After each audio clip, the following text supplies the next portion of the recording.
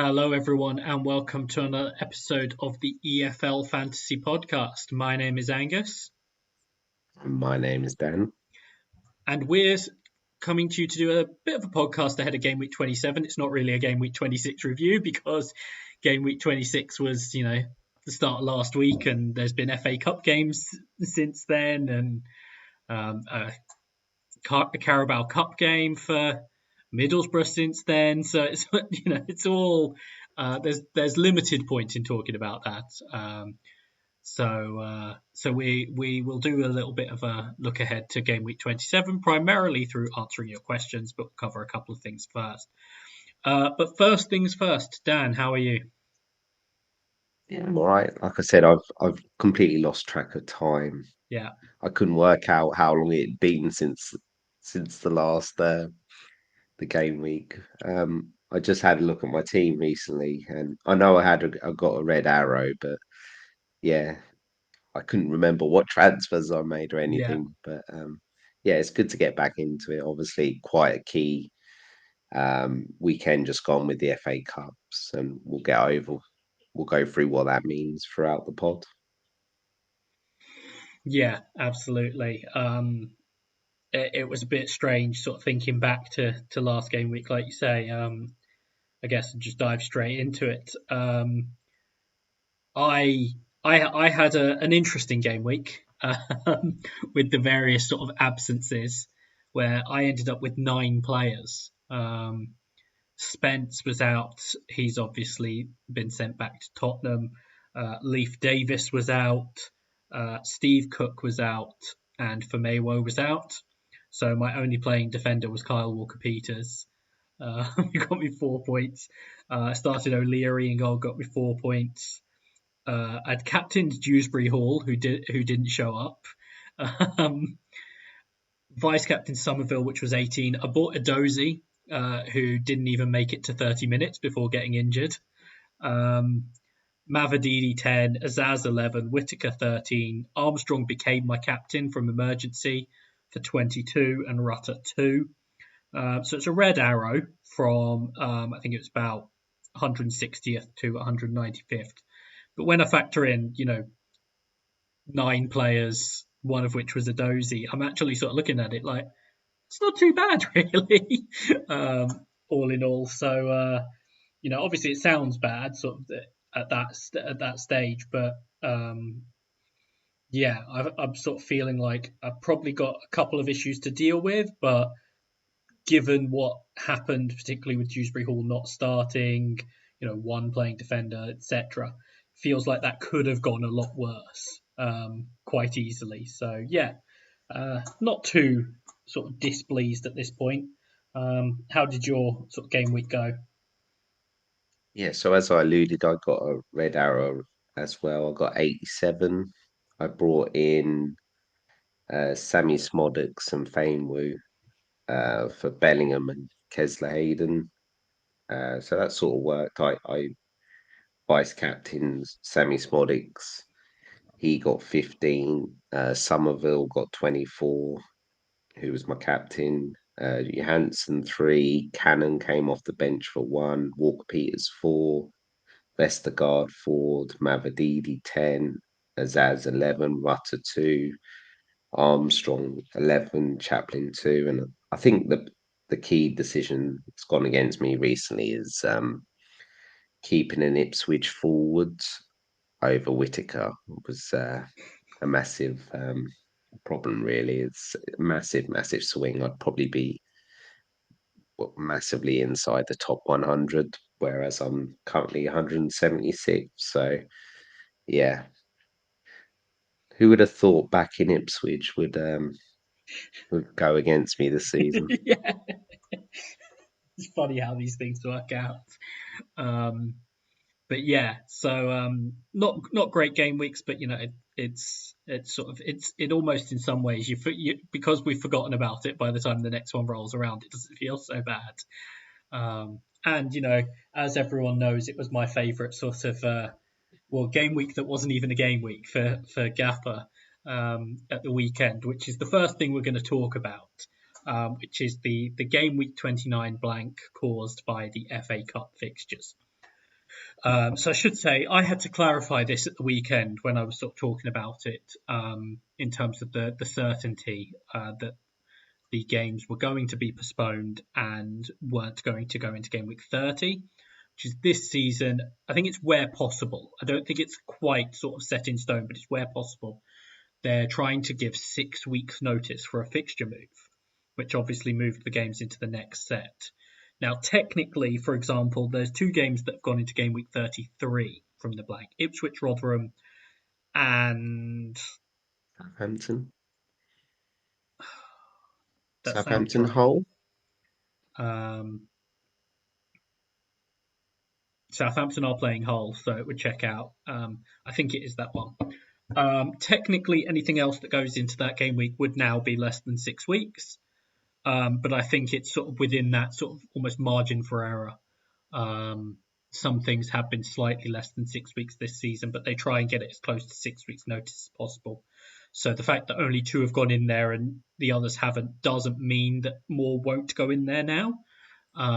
But it gives us a rough guideline of it. But it meant that it was guaranteed that they weren't going to stay in 29 or go into 30, which was obviously the relevant thing at the moment. So just to clarify where we are at as a result of that, which is we've got 3 games definitely on in game week 29.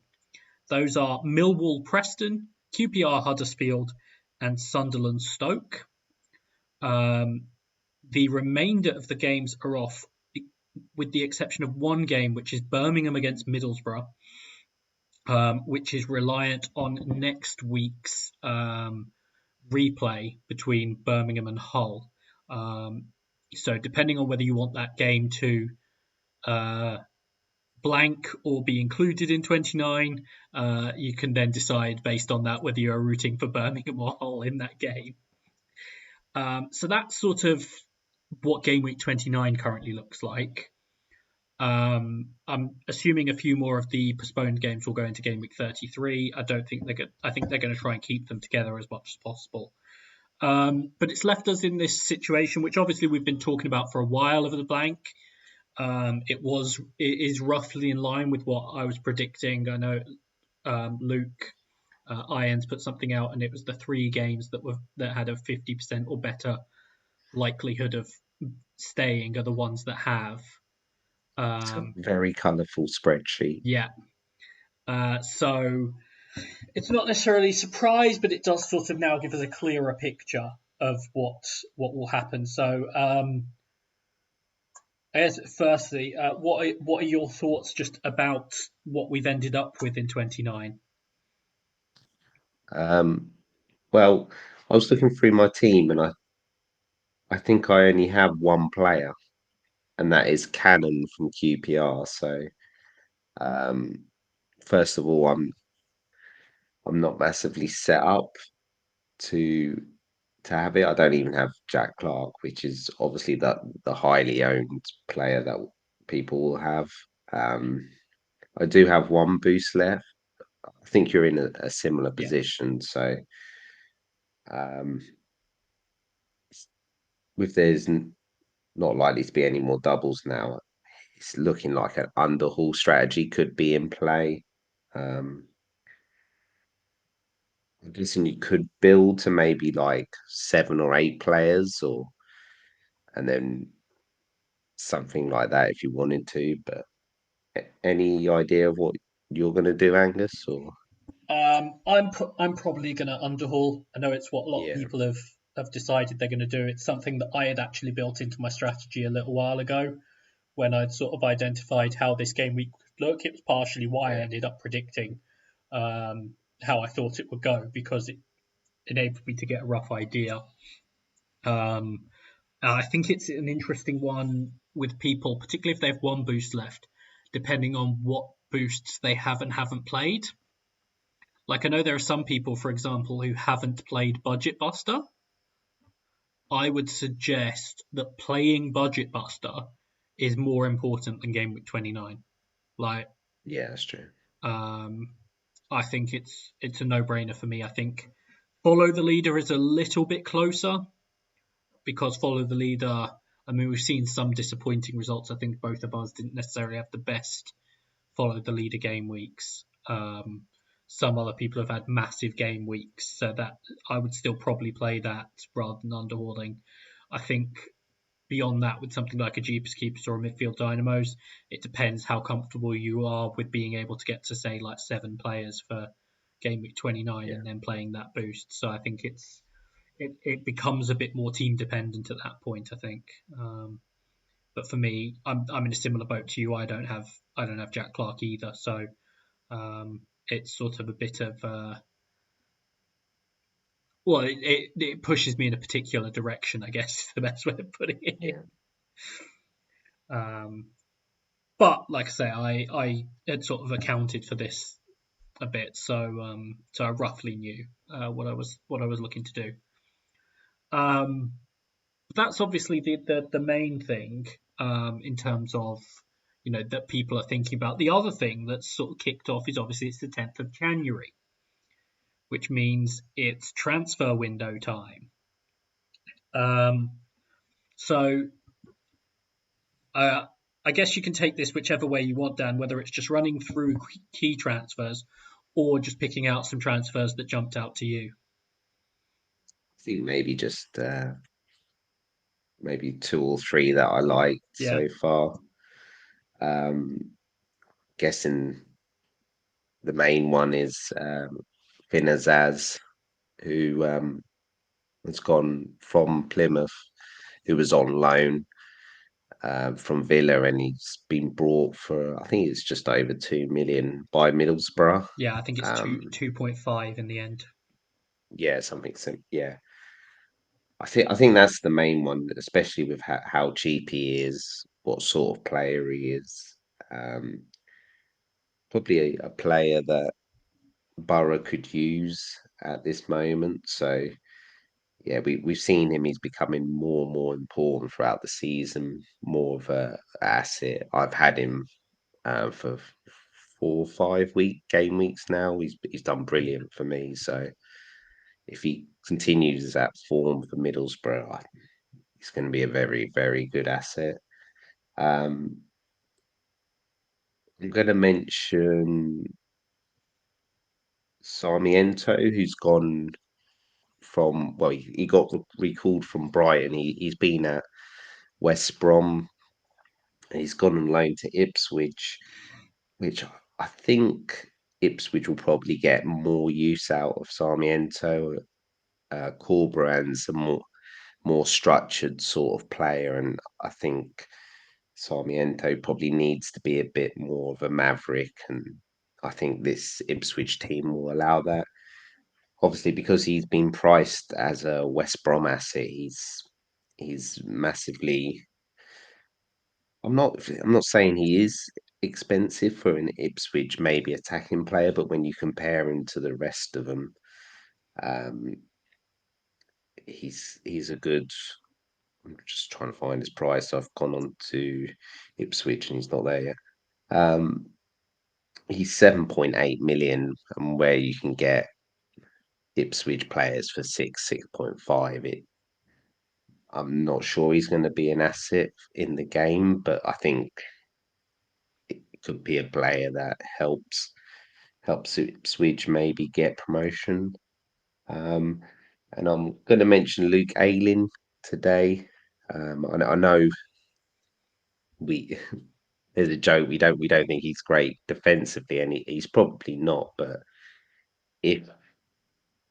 if Borough use him similar to like Giles was being used last year, then we saw at the start of the season he was doing very well for bonus and he was getting assists and goals. So yeah, I think that could be one of interesting asset moving forward. Yeah, I think it's interesting to see, particularly with Ailing, because they have sort of tended to free up one of the fullbacks, but even going back to last season, it's more often than not been the one on the left. So it'd be Yeah, interesting to see sort of how they adjust to that, because you would assume Ailing would be freed up to go forward. So what exactly they do with that will be interesting to see. Um, yeah, Azaz, obviously, we talked about. I think they've been crying out for a bit more of a chance creator, particularly more centrally. Like I know the likes of Jones and Greenwood can do it from slightly wider areas, but being able to cut through the middle, like Matt Crooks has sort of his positive traits as a player, but he's not really a creative force, shall we say? Yeah. And I do think that Azaz can give them something extra from that sort of. I mean, I would assume he'll slot into the 10 position. They've already got too many options in central midfield, so and I think he'll do well for them there. A couple that I was going to highlight. One has happened obviously today.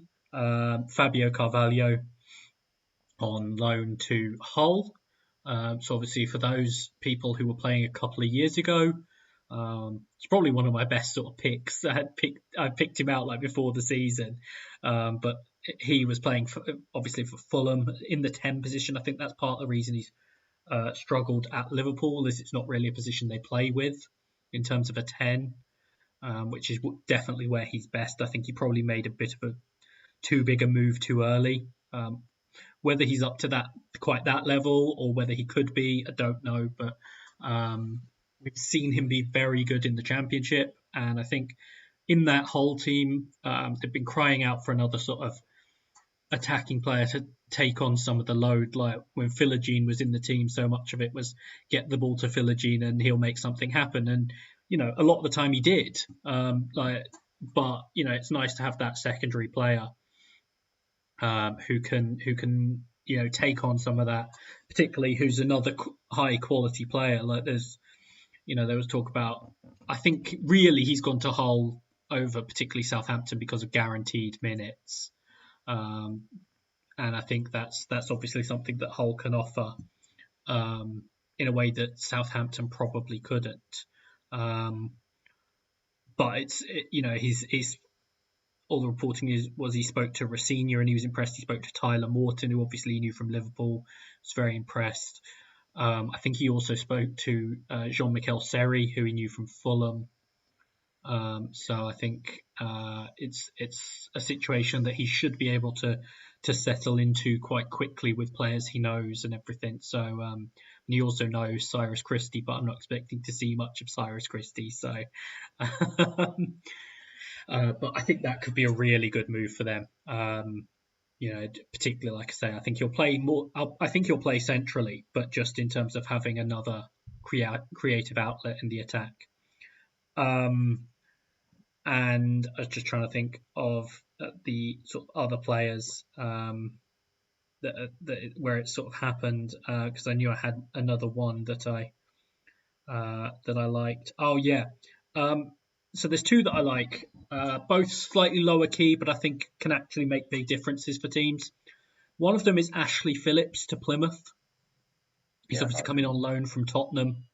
I think they needed a little bit of help at the back. Not to say they were bad, but I think you just need that extra little bit at the back. And I think we saw him.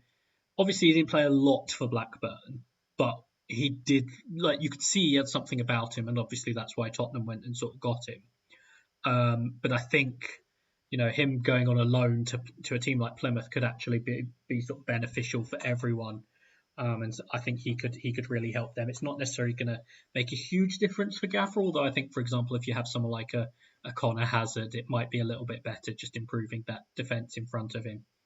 And the other one, which won't be a Gaffr option really, is Lewis Travis on loan to Ipswich. I just think that's a really solid addition. I think they were sort of relying on Sam Morsey and Massimo Luongo to play a lot of games, particularly at the stage of their careers they're at. And so getting in someone like Travis who has that quality, but they won't lose anything in terms of that energy, that sort of the legs and the pressing in midfield is something that Lewis Travis can obviously offer. We've seen him do it for Blackburn. And so it's another one, more from a football point of view than from a Gaffr point of view, I think is actually a really handy addition for them. So I'm just going to mention quickly, because I was looking at this, Daniel Everson's gone on loan to Stoke. Um, was he at Preston? Yes, yeah. Yeah, I'm losing blank. Um, yeah, very good at Preston a few years ago, and well, I'm sure Jamie won't mind me saying this. Anyone's better than Bonham. So, um, but yeah, they obviously lost Travis, who got recalled a couple of months ago, and to get a sensible, experienced Championship goalie, I think that's a good signing from Stoke.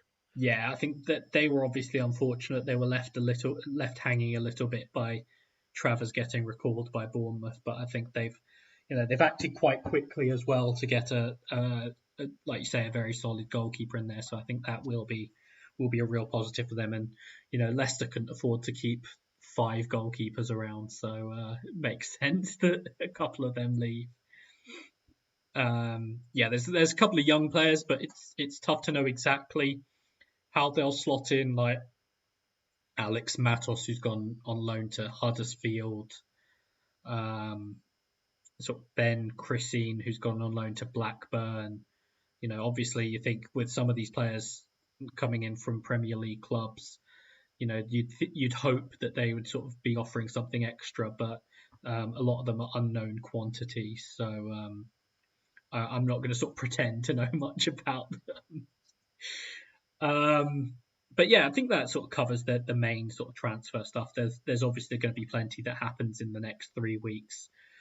Even just judging by all the reporting so far, it sounds like quite a few teams want to be active. So Yeah. I think we'll see quite a lot of business sort of going on between now and the end of the window, from the top of the table to the bottom. Like I think Leicester are about to sign a centre mid, all the way down to sort of Rotherham will do business. They've terminated the loans of Lembakisa and Onyedinma, so I would assume they're planning to do some sort of business there as well. So yeah, there will be plenty going on.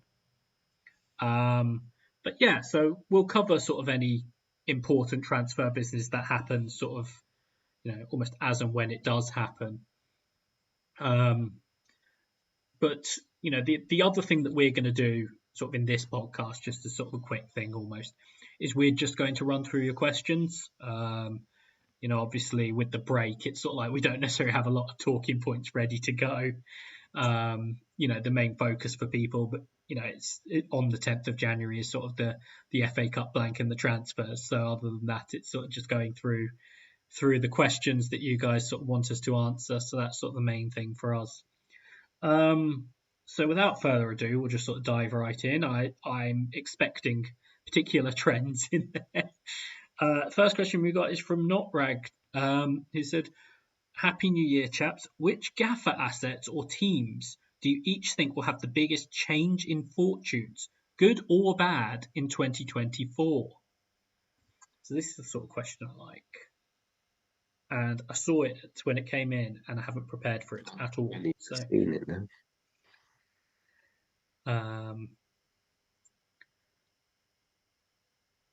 I so there's two that I think could sort of improve. I mean, one of them, everyone who's listened for any length of time can guess one of the teams that I'm going to pick, which is Middlesbrough. They lost a couple more players to injury last night in the League Cup. But with the additions like Ayling and Azaz, I think they're really smart additions. I think they're looking to add a striker as well, which I think would help them a lot. Particularly Yeah. more of a goal scorer, I think would help them. But I do think they're 4 points off the playoffs. Yes, they're 12th, but they're only 4 points off the playoffs. And I do think, if one team was going to sort of, put it together and make more of a run, like some of the teams have already made their runs almost like to be in contention. One of them that feels like it's slightly lower down that could sort of get right in the mix is Middlesbrough for me.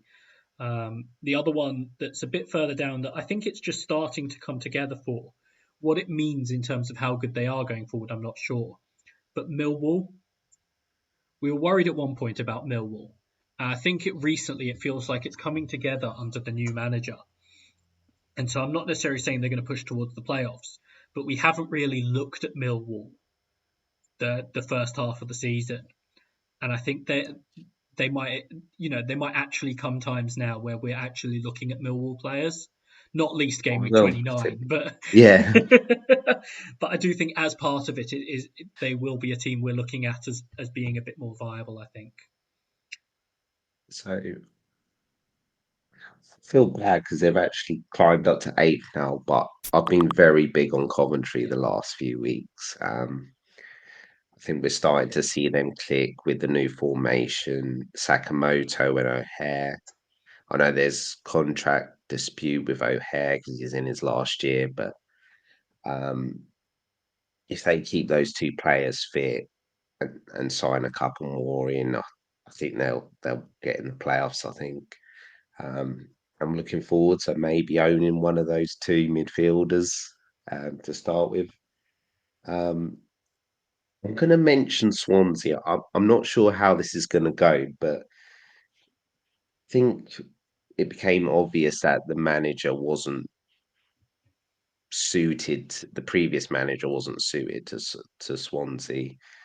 We know the fans love playing a certain style of football, and I think they've now got the right bloke in Luke Williams, who got Notts County promoted. Um, was doing okay with them in League Two, and they play a very, very attacking style of football. So I'm intrigued to look at maybe like a Patterson or their wing fullbacks or Jerry Yates. I think some of those could be ideal if they get a good run of fixtures. I think. yeah. I'm choosing not to be negative in part because I think it's particularly in sort of the lower part of the top half, it's so congested that it's anything could happen. But I don't sort of necessarily see any team sort of completely collapsing. I know FPL Frog will want me to predict a small collapse for Norwich so that Wagner gets sacked. I'm just a little bit worried about Plymouth. Um, I- it's weird. I think they'll recruit well and they probably will be all right. But they have lost Azaz. They've recently lost the manager Schumacher, and they've lost Kundal as Yeah, well. I think hopefully they will be okay and stay up, which is obviously the aim this year. But that could be an issue, I think. yeah, yeah, potentially. It would be interesting to see. I think, like you say, just replacing those two will be crucial. And if they can do that, with players like Yeah, Morgan Whitaker, they should be all right. It's just making it's yeah. easy to Don't say. sell him. Yeah, it's easy to say, oh yeah, if you replace Kundal and Azaz, but that's a lot Yeah, of sort of production out of that team. Um, FPL Frog. What players could you bring in for game week 29 that are also likely to be viable options for Budget Buster in game week 30? P.S. Wagner out. um, so I think this is an interesting one, just because there will be a number of people who have still got the Budget Buster, and particularly if you've got two, it, as I said, I think like that's the boost that you have to play. So I think if people are looking at it and yeah. sort of just muddling through sort of game week 29, um, it's the better way to go. So for this one, it's tough because the teams aren't ideal. Is the first thing to say um, for sort of 29 to budget bust and 30. We've mentioned one of them. I think Finazaz is one that jumps out to me now. He's gone to Middlesbrough, assuming the Middlesbrough game stays in 29, which is obviously an assumption. So it depends on that. But if the Middlesbrough game is in 29, that's an obvious solution. Um, I think what one I would sort of look at. I was putting together what a rough sort of I was looking at various options from various teams. I'd like keep in mind someone like Ryan Mai from Stoke. I think they're a team that you're probably going to need for something like this, and so someone like him could be a nice option. He's not going to be sort of amazing, but it's one that could be nice. And I'm just going to mention because I feel like I'm contractually obligated to mention Lyndon Dykes qualifies for Budget Buster and plays in game week 29. So yeah, Lyndon Dykes. Yeah, it's tricky, isn't it? I'm guessing Sunderland's the one. Bellingham's you can go for Bellingham, who's been playing. Um, they have been playing with is it Rushin up front? Yeah, He did recently get a goal. they finally got a goal from a striker. Yeah. Um, QPR. We all loaded up on QPR, didn't we? Yeah, Defensively, that didn't work, didn't it? if you can get the right defenders, that's an obvious one, I think. Um, Yeah. It's probably Cannon, isn't it? I think it I is think it Cannon, is, and especially for budget potentially buster. Clark Salter. Yeah. Um, The other one to mention, well, I've got two to mention from Sunderland as you sort of move on. One is Alex Pritchard, yes. but he is 6.4, so you'd have to keep a close eye on that in terms of price rises. But he feels like quite a clear one to me. And I'm also going to mention Aji Elise. He's just come back into the team. He's 4.8 as a result of having been out. Yeah. So he, Playing left back. yeah. So he's played, I think, the couple since he's come back at left back. So I think he's one to look at as well. I know that the game's not um, official yet, but for Birmingham, they do have a lot of assets. Dembele, Jordan James, obviously been playing, and well, he was, but they've got a new manager now. Yeah. Um, Stansfield, if he's there, 5'7". So yeah, it's whether you're building the Underhaul for 29 or you're trying to link it to budget busters. There's going to be some interesting options. Yeah. Um, which is why this game's entertaining. Like you'll end up having stories to tell when Jay Stansfield scores 4 against Middlesbrough or something. Well, I mean, it's That just could like happen.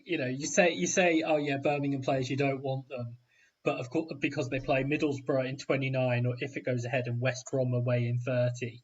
But you absolutely know it's going to be the Birmingham player that does something. Yeah, it's always the random one, like Tom Bradshaw with really hard fixtures getting a Yeah, hat trick. yeah. Don't know how you could think of that happening. I Um, mean, because I didn't own him, yeah. so So yeah, so Janino Bakuna and Lucas Jukovic. Those are the ones you want. Um, but yeah, I think it's interesting with some of those fixtures as well because there aren't necessarily many teams where you look at them and it's like, oh yeah, I want some of that across 29 and 30. Maybe if you could find something from QPR, I think Huddersfield at home and Blackburn away is 29 and 30. If you're trying to link those together, is probably about as good as it gets. yeah, So yeah, but yeah, that's sort of it's interesting to sort of think about if you're limiting it to the budget players, what's actually on offer there. glad I've played it, especially if you're paying it in 30. I think. Yeah. Alexander Chow asked a question about boosts to build towards double game week 33. I saw a couple of people had sort of set him straight about obviously these game week 30 is the last week for this set. Um, so Ollie Ash has asked, if you're boostless, do you just hope to maintain your rank until the next set of boosts land, or do you see any opportunities to make gains, e.g., sort of differentials? It's probably a bit of both, because I think you sort of you want to cover the key players that everyone's going to go into, particularly in 29, which I don't think is that difficult. Because to be honest, the starting point is have Jack Clark. Yeah, he's only It's, captain, isn't he? Apart um, from that, I'd try and get maybe Chair or Willett. Yeah, I'd look for a couple of these opportunities, like whether it's sort of Chair or Willock, whether it's like say someone like Miller from Preston, I um, mean, Fleming, or Tom Bradshaw. Is it Tom Bradshaw time again? yeah, Like, that sort of thing. Uh, he hasn't hit his hat trick this year, yeah. has he? So I think it's a balance. You want to make sure you have a couple of the big players covered. For example, if the Borough game drops in, I think Finn Azaz will be another popular one. Yeah. So I think really, if you've got sort of Azaz, Clark, and maybe sort of like QPR defender, you can then sort of that you can probably then sort of just punt beyond that. I think So is what I if, would if think. so, if you don't have a boost or you're not playing the underhaul, would you drastically try and get any of these players in 29, or would you literally just do what you said, try and get the key players? Because I think Clark is the only one where I think going without Clark in 29, whether you're underhauling or just running through, feels almost just unnecessary, I guess. Like he's sort of the big one. Like otherwise, like even when I'm saying people like Azaz, there will be people that don't have Azaz. Clark is the big one where it's just like, you know, basically everyone's going to have him one way or another. So you might as well just get him in. Like otherwise, I think it's an opportunity to sort of look at whatever you want. If you have a particular feeling about one of the teams or an element of one of the teams where it's just like, oh yeah, I really like, QPR defence. I really like Sunderland attack, that sort of thing. Then you can make your moves based off that. But for me, Jack Clark is the only one where I'm like, yeah, just make sure you have him. so you've obviously got 3 game weeks before, or 3 transfers, or 4 if you've Yeah. rolled one. Would you would you be buying assets just for 29? Because a lot of us are pretty stable Mm. on our team and won't have too many issues, I don't think. I think it depends how it sort of shakes out timing wise, because I think there's some of these that you can get in beforehand, but it's like, Yeah, okay, I don't want to do it in 27, I want to do it in 28 or that sort of thing. Like, for example, if you were looking at, say, Millwall defence, do you really want to get them in before they play Middlesbrough? Possibly not. After that, they play QPR in 28 and then Preston in 29. So, like for someone like that, 28 might be a jumping point. If you see someone like Bradshaw and you're like, oh yeah, I think he can do something against Middlesbrough, then yeah, you might go now. But like, it's just some of those calculations. Like QPR have 3 home games in a row. If you So it might be a case of like, okay, I want to get one of them right away. Um, Sunderland, do you want to get it before they play Ipswich away? Possibly not. So I think it's just working out some of those timings. Maybe you do, like, as in maybe you're just sort of like, if you don't have Jack Clark, right? I yeah, don't. yeah, yeah. I Is it think, really any time to get yeah, a but bad like time someone to get like Jack someone Clark like in? Pritchard, for example, if Yeah, you're like, oh yeah, I want to get Pritchard or I want to get Bellingham, it might be that actually a game against Ipswich is perfectly fine, but it's just sort of working out for you yeah, yeah. how you feel about certain teams, I think. But because it's not So necessarily, you could just leave it yeah, till 29 as well. okay, yeah, yeah, yeah. Yeah, I think that it's going to be interesting because there's not like a massive period to plan for it, Yeah. and there's not great teams. Otherwise, we wouldn't be underhauling. Yeah, I'm intrigued. I am looking forward to building my underhaul team, though. And just having like rolling back the years and having Willock and Chair in there and things Yeah, like that, Fleming and all that. I did a draft at the weekend. I'm not going to give away all my good ideas, but it was interesting putting together a squad. Like, and it's even more I know you. interesting if we lose the Birmingham Borough game and it's only the 3 games that are there now. Oh my word! I already know you've got Bradshaw and Dykes up front and punting one other, probably a Stoke or something. I can see it now. I mean, it's all the greatest hits. Like, um, but yeah, I do think it's sort of interesting. I think it's interesting, like I say, the way.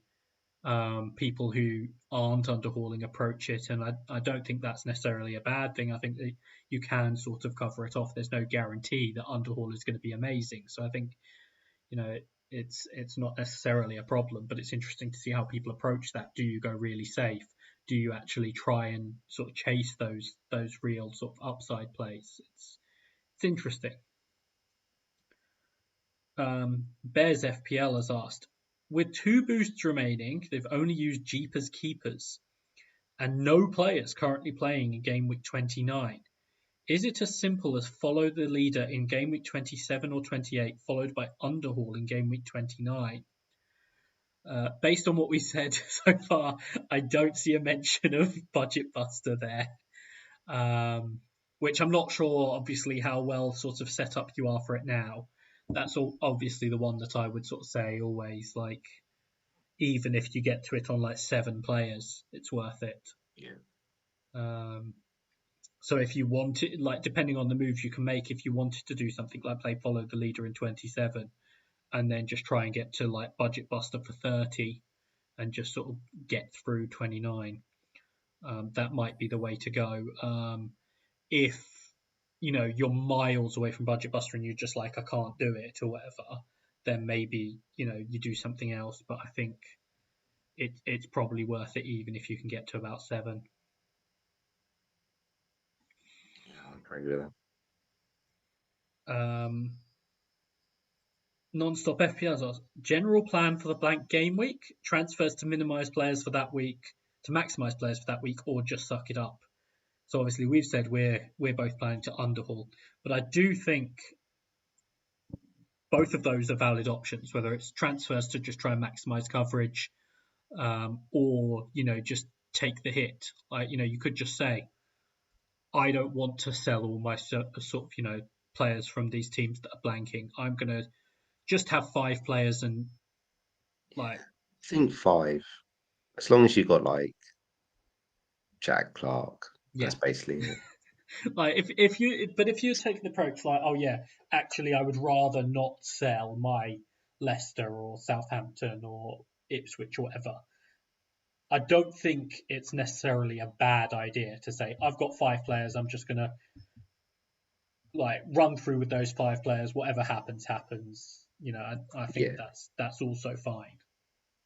I think if you, because defenders haven't been doing great Yeah, apart from, like the more main ones. Peters and Davis and Yeah. that sort of thing. Maybe bring in two defenders, 2 mids, and a striker. Yeah, I think that'd probably be okay. Like you'd probably go down, yeah, yeah. but yeah, like you said, you'll keep Jack Clark. You can bench probably a couple of your defenders, and then the week after you can get rid of one of the. But even if you have like a chair, is he really going to, or Willock, are they really terrible, terrible options that you need to get rid straight away? Not sure. Yeah, that's the thing with some of those. It's sort of like actually you can just sort of keep them. It's not sort of a disaster where some of these players, it's like some of these players you'd go for on underhaul are the sort of Yeah. players you're like, I wouldn't want to see them again afterwards. Like, um, FPL Clem has asked, so underhaul in 29 or just leave it and play midfield dynamos instead? Um, Midfield Dynamos in 20, I assume or it's just just midfield dynamos another week. because that's got to be That would be trying to incredible. think. Midfield dynamos in game week 29. I mean, it makes me sort of want to play it. Yeah, just sort of get like Chair, Willock, Clark, uh, Bellingham, Azaz. There you go. Azaz, yeah, or It's not really go, terrible. go mad like Chair, Fleming, Clark, sort of Azaz, and one other. But yeah, I mean it wouldn't be the worst. But I assume it's 20 midfield dynamos in another week. In all seriousness, do you think, say, like midfield dynamos with the 5 you've just said, I think that would probably be an underhorse score. Potentially. I'm still a little bit concerned about like QPR attack and whatever, which is part of the problem, Yeah, right? yeah. But But it could, it like could do. it absolutely could. Um, but yeah, I think it really depends, as we've said with these others, what your coverage would be for 29 without the underhaul and whether you're happy with that. Yeah. Particularly if you particularly want to play midfield dynamos, whether you're happy, whether you think that balances out enough. I think there's I sort of feel like increasingly with 29, there's no right or wrong. Like I think for a lot Yeah. of people, underhaul is going to be the best play, but it's not sort of like it's not if you haven't got any boosts, you're screwed without underhaul, or if you think I can get through 29 and I'd rather play sort of midfield dynamos, that's not necessarily sort of wrong either, I guess. It just sort of depends how you feel and how you can set up. Like if you can get sort of like I say sort of 5-6 players in 29 and still be able to play another boost and you're happy with that, then yeah, by all means.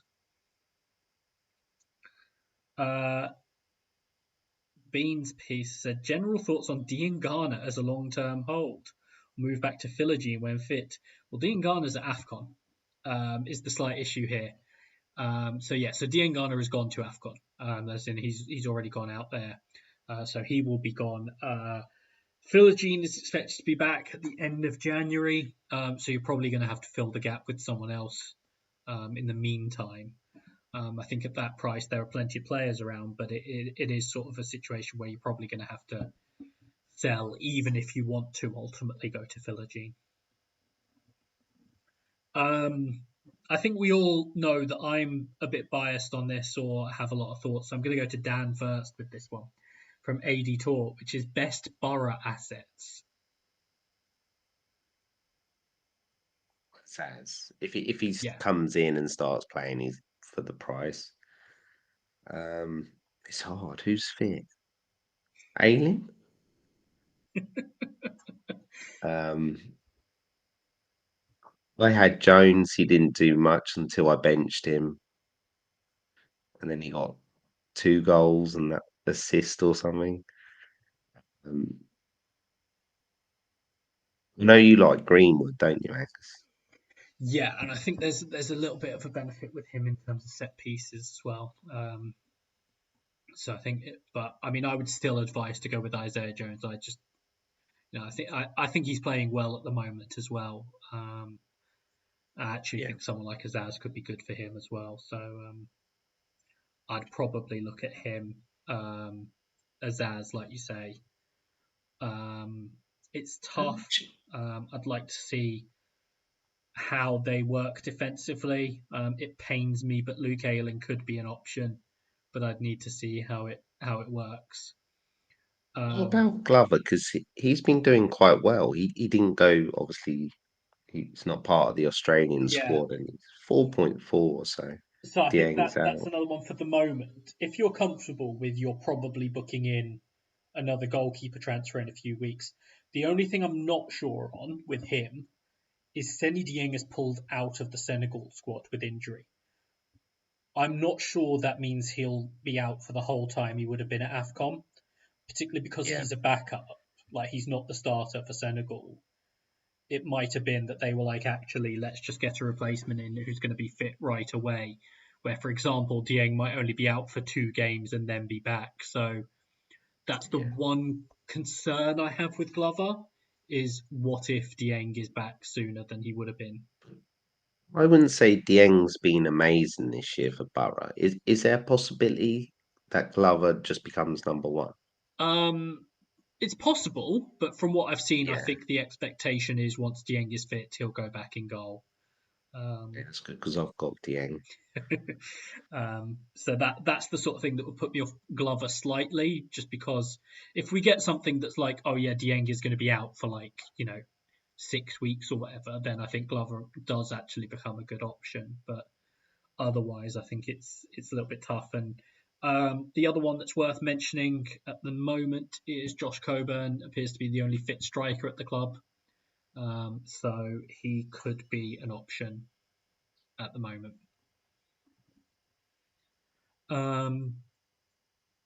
Dave RFC 1871 has said, best budget buster week and options now Plymouth are getting raided. Well, the most important one is actually still at Plymouth in Morgan Whittaker. Yeah. Can't Um, believe I must have lost out close to 30 points yeah. in about 2 weeks, Angus. I think any of them. Like, as in, it really does depend who you've got and how much time you need to build the team. If you can go in 27, go in 27. 28, fine. 30, fine. I mean, I Yeah. would I would say 29, but I can't imagine anyone playing Budget Buster at 29. It would either be the best possible week for it or the worst possible week for it. Imagine if you go like triple QPR defense and they keep it, that'd be like a 0-0 game. Yeah. But yeah, so I think it really does depend how far away you are, because I think any of them are viable at this point. Like, you think about some of these teams that you would use, like Birmingham, the games are all equally bad in terms of, like, there's not necessarily any standout fixtures there. Someone like Huddersfield, who I think people have been looking at a couple of their players. 27 they play Plymouth at home, 28 Blackburn away, 30 Sheffield Wednesday at home. That's all sort of fine.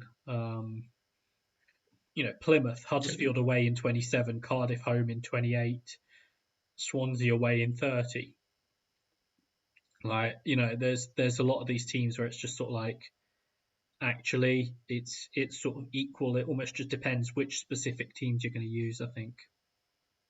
Yeah. Also, defenders have been a nightmare for budget Yeah. anyway, so you've got to pump one and just hope it's probably not going to work. Yeah.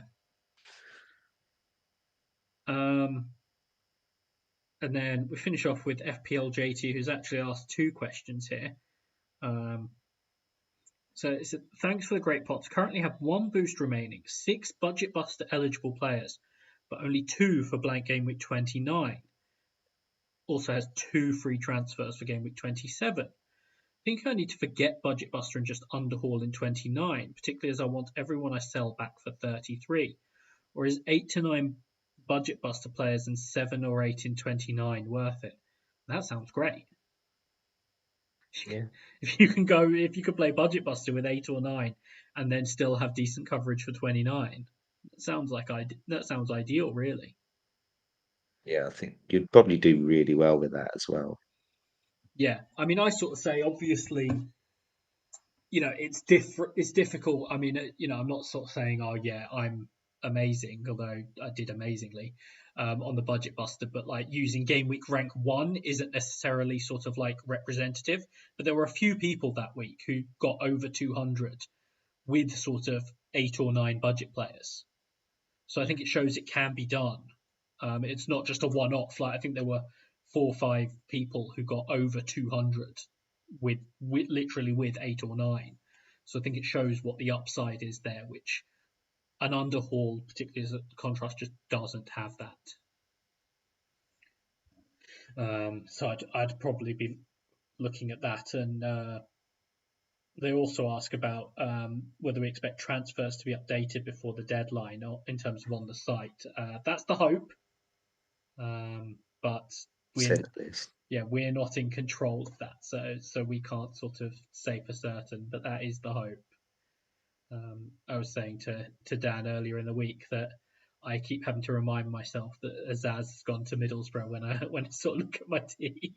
Yeah. It's a bit green, isn't it? Yeah, but hopefully that will all sort of be updated. But that's all the questions. Obviously, there was about as much of a game week 29 flavour as I was expecting. So that's sort of us and guys on Gaffr now that have covered sort of game week 29 and everything. So I think people should be well prepared for that by now. So I don't think we timestamped this at the start, but I'm sure most people saw the tweet in terms of when we were recording it.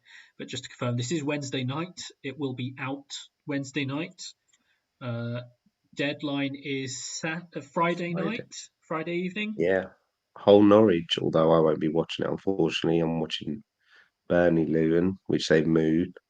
I will be watching Hull Norwich. Can't believe I'm saying that, but that's what I will be watching. I don't think we'll see Fabio Carvalho from the start, unfortunately, but um, as someone who has a box of Freddos riding on the David Wagner sack date, I'll put the day after the season finished. I put I think early February, so I'm sort of keeping a keen eye on. You probably want that to be a draw, Angus, I think. Yeah, Keep him in a little bit longer. yeah. I think if he loses with the run coming up, it's probably a little bit tough. But yeah, so we will be, I think, probably sort of normal recording after 27, normal Sunday night Yeah. recording. Yeah, I don't think I'm doing much. There's a Sunday game, but it's the lunchtime, so we'll be able to then Yeah, that should be fine. record Sunday night. Lovely Sunday lunchtime fixture of QPR Watford. I'm sure everyone will enjoy that one. Come on, QPR. So we'll be back on Sunday and we'll sort of return to our sort of regularly scheduled programming. But until then, thank you for listening and goodbye. Goodbye.